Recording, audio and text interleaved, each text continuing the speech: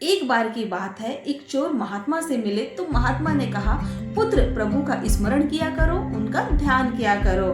चोर ने कहा, ये मुझसे नहीं होगा, कोई और काम हो तो बताएं। महात्मा ने कहा, जब भी तुम्हें कोई स्त्री दिखे उसमें अपनी माँ अपनी बहन को देखना। चोर ने कहा, ये काम मैं कर सकता हूँ, और वहाँ से चला गया। अगले दिन चोर चोरी करने के लिए एक महल में घुसता है, जहाँ एक रानी पिछले 12 वर्षों से अकेले रहती थी। चूंकि उसके कोई पुत्र न थे, राजा ने उसे अपने से अलग कर रखा था। महल के बाहर कुछ सैनिक सादी वर्दी में वहाँ की जासूसी करते थे, और महल में कोई भी आता उसकी जानकारी वो राजा को देते थे।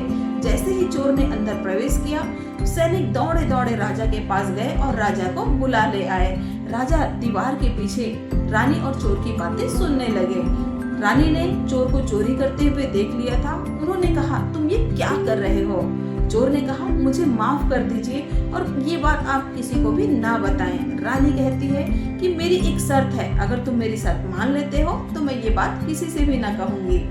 चोर कहता है कि रानी, मुझे आप में अपनी माँ दिखती है, मैं आपकी शर्त नहीं मान सकता। इतने में राजा अंदर आते हैं और चोर को पकड़कर राजमहल में ले जाते हैं और कहते हैं कि मैं तुम्हारी ईमानदारी से प्रसन्न हुआ, मांगो क्या मांगते हो।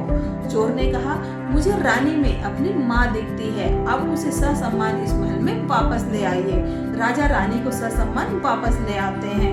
फिर रानी से पूछते हैं कि आप क्या चाहती हैं? रानी कहती है कि मुझे भी उस चोर में अपना पुत्र दिखाई देता है, आप भी उसे अपना पुत्र बना लें और हमारे इस साम्राज्य का युवराज बना दें। राजा ऐसा ही करते हैं। तो दोस्तों, जब एक चोर अपनी नियत बदलकर चोर से युवराज बन सकता है, तो हम भी यदि कोई काम सच्ची नियत से करते हैं तो हमारे काम भी होते चले जाते हैं।